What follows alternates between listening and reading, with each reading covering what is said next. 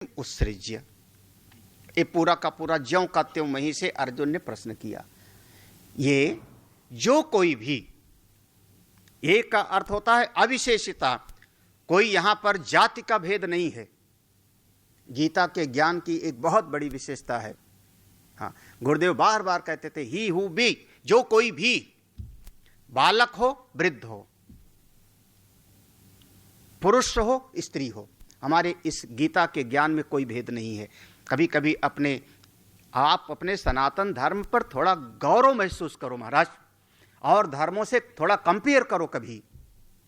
हाँ, कम से कम खास करके मैं महिलाओं के लिए तो कह सकता हूं, और धर्मों से आप थोड़ी तुलना करो। उनके यहां तो पूजा घर में भी उनके यहां पर नहीं जा सकती हैं। केरला में गई तो मुसीबत हो गया। कोई उनके पोप की जगह पर कोई स्त्री नहीं बैठेगी। वेटिकन सिटी में शायद कोई स्त्री नहीं होगी। हाँ, उसको एक देश का दर्जा है, सबसे छोटा राष्ट्र। हाँ, यूएन सबसे छोटा राष्ट्र। हाँ, और पूरे देश की संज्ञा उसको, उसका पोप आएगा तो सलामी दी जाएगी राष्ट्राध्यक्ष को। हाँ, लेकिन कोई स्त्री शायद नहीं। क्यों? उनके यहाँ नहीं है। और आपके यहाँ तो कितनी महिलाएं महामंडलेश्वर बन करके घूमती। महाराज, आप क्या समझते हो? हमारे भारतवर्ष के इस ज्ञान की महिमा समझो। आप गौरव महसूस करो, मैं हिंदू हूं, मैं सनातन धर्मी हूं। हाँ, कैसा है? जो कोई भी, आपके वेद में आया ना, वेद में केवल गार्गी का नाम सुना है कई देवियों ने। गार्गी का याज्ञवल्क्य के साथ शास्त्रार्थ होता है। यजुर्वेद में बृहदारण्यक उपनिषद में वर्णन आता है।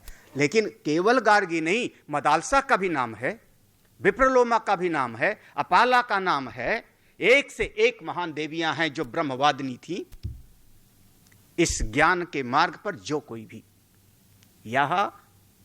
यह माने सर्वनाम है, जो कोई भी, पुरुष हो स्त्री हो, बालक हो वृद्ध हो, देशी हो विदेशी हो। हमारे पूज्य गुरुदेव कोई भेद नहीं करते थे। बंबई के वहां आश्रम में बहुत सारे विदेशी लोग आते थे।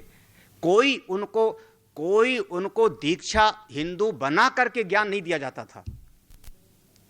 वो एज अ जान, एज अ कोई टर्म बन करके ही वो पूरा को पूरा हमारा वेदांत पढ़ते थे, और वहां से पूरा वैसे ही ईसाई रूप में ही चले जाते थे, पूरा हमारा वेदांत पढ़ करके।